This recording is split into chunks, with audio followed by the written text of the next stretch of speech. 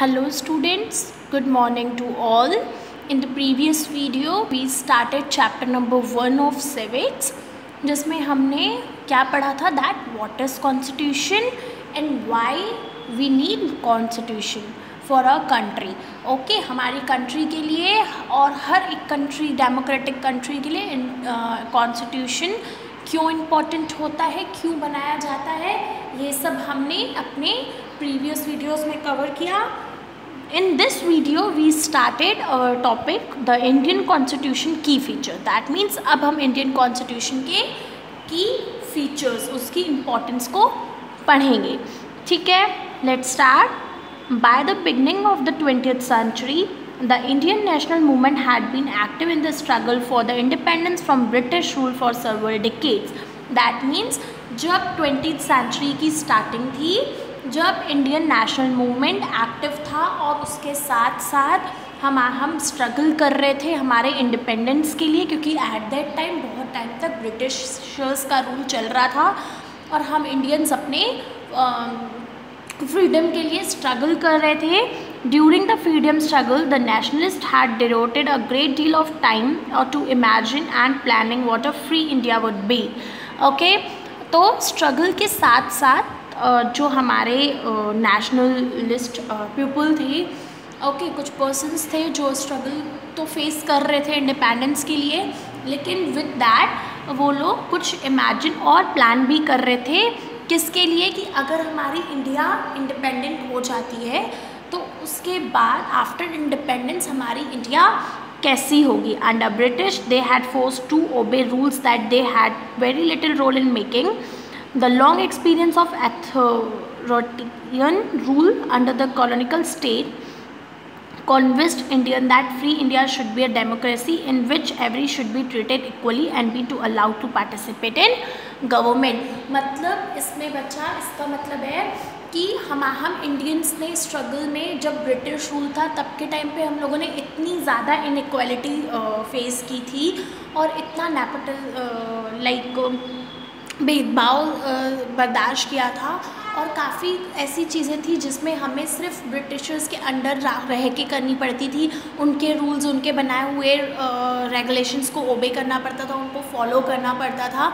तो अब हम इंडियंस क्या चाहते थे कि अब आफ्टर इंडिपेंडेंस जो भी गवर्नमेंट हो या फिर जो भी रूल्स हो या ऐसा कॉन्स्टिट्यूशन बने सो दैट कि सबको अपना अपना राइट्स मिले, अपनी चीज़ों को आगे बढ़ के बोलने का राइट मिले और इक्वलिटी हो, मतलब कुल मिलाकर के डेमोक्रेसी हो.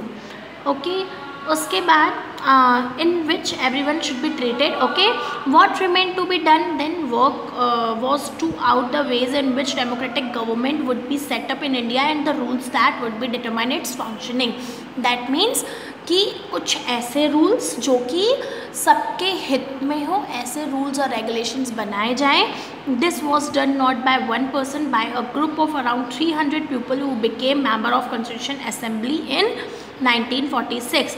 मतलब बिफोर इंडिपेंडेंस एक कॉन्स्टिट्यूट असेंबली बनाई गई थी जिसमें एक नहीं 300 से भी ज़्यादा लोग का मेंबर की एक ग्रुप था and who met periodically for the next 3 years to write Indian constitution.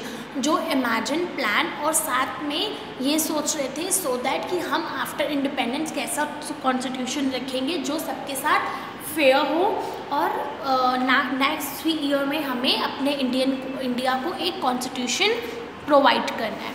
Right students, in the next page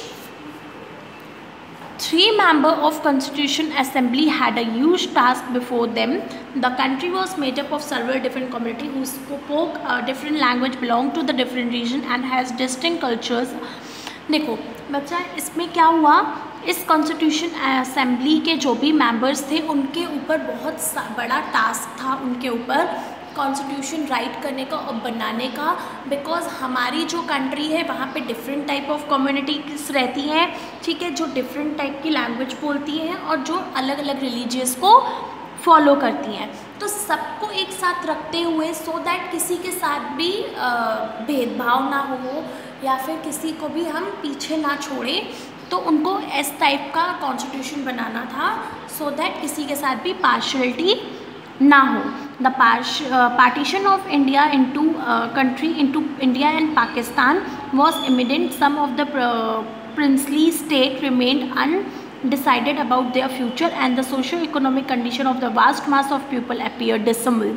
That means अब क्या हुआ, जैसे ही हमारी कंट्री का पार्टीशन हुआ इनटू इंडिया एंड पाकिस्तान, तो काफ़ी सारी हमारी जो अच्छी स्टेट्स थी वो अपने फ्यूचर को नहीं देख पा रही थी, और इसके साथ साथ हमारा सोशल इकोनॉमिक कंडीशन भी काफ़ी ज़्यादा ख़राब होती जा रही थी. All of this issue played on their minds of the member of constituent assembly as they drafted the constitution. और जब वो लोग हमारे कॉन्स्टिट्यूटेंट के असेंबली के जो मेंबर्स थे वो कॉन्स्टिट्यूशन को बना रहे थे, उसके बारे में सोच रहे थे, उस टाइम पे उन सब ने ये सब चीज़ें रखी अपने दिमाग में कि हमारी अब कंट्री का पार्टीशन भी हो गया है, कुछ स्टेट्स हैं जो हमारी बहुत पीछे है, वो आगे नहीं बढ़ पा रही. तो ये सारे कुछ इम्पोर्टेंट इश्यूज़ थे जो उनके दिमाग में चल रहे थे. They rose to the occasion and gave this country a visionary document that reflect a respect maintaining diversity while preserving national unity. और वो सिर्फ यही चाहते थे कि हम इनको एक ऐसा कॉन्स्टिट्यूशन बना के दें जिसमें सब लोग एक साथ रहें और हमारी कंट्री में यूनिटी बनी रहे. The final document also reflect their concern for eradicating poverty through social economic reform as well as emphasizing the clear role on the people can play in the choosing their representatives. और साथ साथ उनके दिमाग में ये भी था कि हम उन्हें एक ऐसा राइट दें कि पीपल सारी अपनी बातें बोल भी सके और उनके पास अपना खुद का एक रिप्रेजेंटेटिव चूज़ करने का हक हो. दैट मीन्स अपना गवर्नमेंट सबके पास अपना ये वोट हो, सो दैट वो अपने हिसाब से अपना डिसीजन लेके अपने एक लीडर को चूज़ कर सके. Okay, after that listed below are the key feature of Indian constitution. While reading this, keep in mind the above mentioned concern of diversity, unity, social economic reform and representation that the author of this document were graphing with. मतलब कुछ की features हैं Indian constitution के जो नीचे दिए गए हैं, बट अलॉन्ग विद दैट आपको वो पढ़ते समय ये ध्यान में रखना है दैट कि जो हमारी ऊपर ऑथर्स ने दिमाग में रखा हुआ था दैट इज़ डाइवर्सिटी, ठीक है, यूनिटी, सोशल इकोनॉमिक रिफॉर्म, मतलब अच्छे सोशली भी वेलफेयर हो और सारे लोगों को इक्वलिटी मिले, इन सबको भी दिमाग में रखते हुए उन्होंने उन कॉन्स्टिट्यूशन को बनाया है. Try understand the way in which they try to balance this concern with their commitment to transforming independent India into a strong democratic society. तो आप लोग उसे पढ़ के उसे अच्छे से समझने का ये ट्राई करें कि किस तरह से जो हमारे ऑथर्स थे जो कॉन्स्टिट्यूशन को लिख रहे थे वो ये चाहते थे कि सिर्फ हमारी एक कंट्री डेवलप्ड हो, ठीक है, इंडिपेंडेंट हो, एंड उन्हें उसे हमारी कंट्री को फ्रीडम मिले, और आफ्टर इंडिपेंडेंस सारी हमारी जो भी सोसाइटी हो वो डेमोक्रेटिक सोसाइटी हो, सो दैट किसी के साथ भी पार्शियलिटी ना हो. Okay, so the following features जो हम यहाँ पे पढ़ने वाले हैं, तो the very first reason is that is federalism. Federalism means the idea of federal organization, मतलब संघवाद, ठीक है, इसका मतलब संघवाद, the idea of federal organization, मतलब फेडरलिज्म में हमें एक ऐसा ऑर्गेनाइजेशन चाहिए जो फेडरल हो. Okay, this refers to the existence of more than one level of government in the country. In India, we have government at the state and the central level. Panchayati Raj is the third tier of government, and you have to read about this in your class 6th book. We looked all the functioning of the state government in class 7th book, and in this year we will read about the central government. Okay, federalism में क्या हुआ था कि जिसमें ये idea दिया गया था, इसमें ये पॉइंट रखा गया था कि हमारी इंडिया में एक गवर्नमेंट से ज़्यादा गवर्नमेंट होगी, that means state government and the central government. State और सेंट्रल गवर्नमेंट के बाद भी एक और टायर आया था गवर्नमेंट का, that is panchayat Raj system, that is in जो हमारे विलेजेस वगैरह रूरल एरियाज़ में होती है, ठीक है. एनीवेज आपने ये सब अपनी क्लास 6 और 7 की बुक में पढ़ा था, लेकिन इस साल हम सेंट्रल गवर्नमेंट के बारे में ज़्यादा स्टडी करेंगे students. After that, the vast number of communities in India meant that a system of government needed to be devised that did not involve only persons sitting in the capital city of New Delhi, and that means इसमें क्या था, इसमें ज़्यादा से ज़्यादा लोगों ने community के यही बोला कि हमें एक ऐसा सिस्टम चाहिए, एक ऐसी गवर्नमेंट चाहिए जो कि पूरे और इंडिया में सर्वाइव हो, इन्वॉल्व हो, ना कि सिर्फ और सिर्फ हमारी कैपिटल कंट्री दिल्ली में बैठी रहे and making decisions for everyone. मतलब इसमें इन्होंने क्या बोला फेडरलिज्म में कि हमें एक से ज़्यादा गवर्नमेंट चाहिए, that is central and state government, so that सिर्फ हम ये ना देखें कि हमारी कैपिटल कंट्री है दिल्ली और वहाँ पे ही एक गवर्नमेंट बैठी है जो पूरे नेशन के लिए, पूरी कंट्री के लिए अपने डिसीजंस ले रही है और सब उसको फॉलो कर रहे हैं. Okay. Instead, it was important to have another level of government in the state so that the decision could be made for the particular area. That means कि इन्होंने ये रखा उसमें कि हमें एक से ज़्यादा गवर्नमेंट चाहिए, दैट इज़ हमें स्टेट लेवल गवर्नमेंट में चाहिए, सो दैट जो भी पर्टिकुलर एरिया के इश्यूज़ है वो स्टेट गवर्नमेंट डील करे और डिसीजंस लेने में प्रॉब्लम ना हो. While each state in India enjoy autonomy in exercising power on certain issues subject of national concern require that all these states follow the role of central government. ठीक है.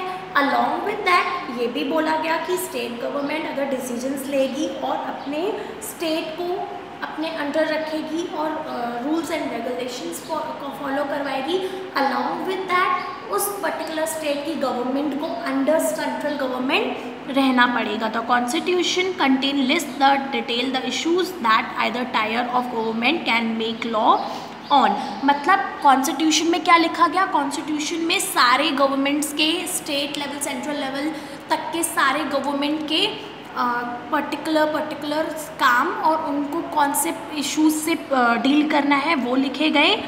Under federalism the state are not merely agent of the federal government but draw their authority from the constitution as well. All persons in India are governed by law and policy made by the each of these level of government. That means इसमें ये बताया गया है students कि अब हमारी country में दो गवर्नमेंट्स हो गई, that is state and central. State government के अपने कुछ रूल्स एंड रेगुलेशंस थे जो हमें फॉलो करने पड़ते हैं और उससे भी सेंट्रल गवर्नमेंट के कुछ रूल्स एंड रेगुलेशंस को फॉलो करना पड़ता है. एंड वो हमारे स्टेट लेवल की अलग अलग लेवल की गवर्नमेंट अलग लेवल के इश्यूज़ को सॉल्व करती है एंड आफ्टर डैट उन सब का सेंट्रल गवर्नमेंट तक रिकॉर्ड्स जाते हैं. ओके स्टूडेंट्स, तो federalism is clear. The second one is parliamentary form of government. That means the different tiers of government that you just read about consist of representative who are elected by the people. मतलब अब parliamentary मतलब form of government means जो भी आपने अलग अलग tyres पढ़े, tyre that means central state government के टायर्स पढ़े ऊपर, ठीक है, उन सबको कैसे रिप्रेजेंट किया जाता है, कैसे इलेक्ट किया जाता है, इलेक्ट करवाया जाता है. Your class 7 book began with the story of Kanta who was standing in a line to vote during an election. तो इससे भी आपने अपनी 7th क्लास की बुक में पढ़ा था जब आपने एक कांता की स्टोरी सुनी थी, जब उसे उसके वोट का राइट मिला गया और उसे खुद का रिप्रेजेंटेटिव खुद चूज़ करने का राइट दिया गया, सो दैट उसे जिसे वोट करना है, जिसे इलेक्ट करना है वो कर सकती है. ओके.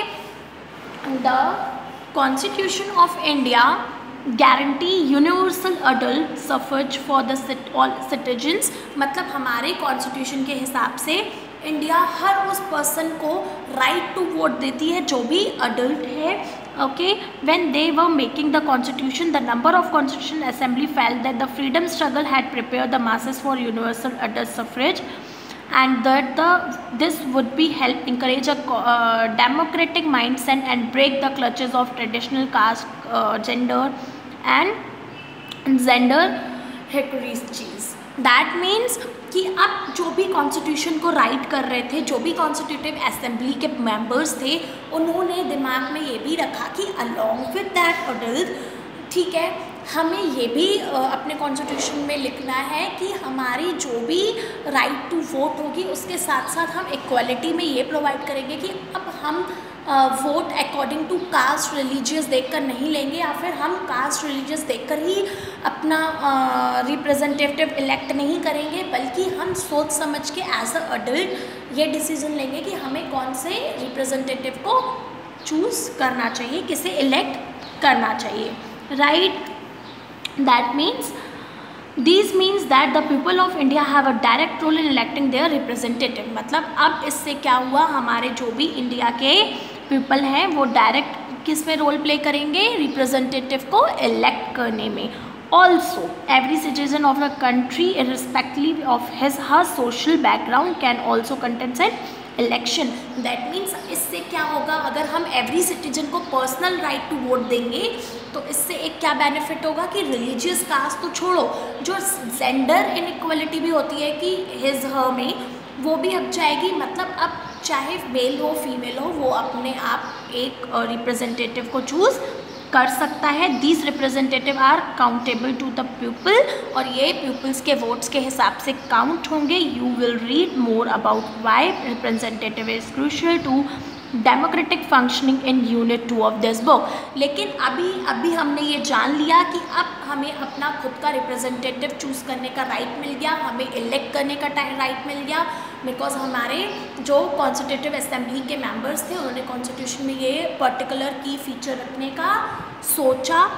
लेकिन अगर आप अब जानना चाहते हैं कि ये रिप्रेजेंटेटिव कैसे काउंट होते हैं, क्या रोल प्ले करते हैं हमारी डेमोक्रेटिक फंक्शनिंग में, तो इससे हम अपने चैप्टर 2 में पढ़ने वाले हैं। Okay students, rest we will continue in the next video.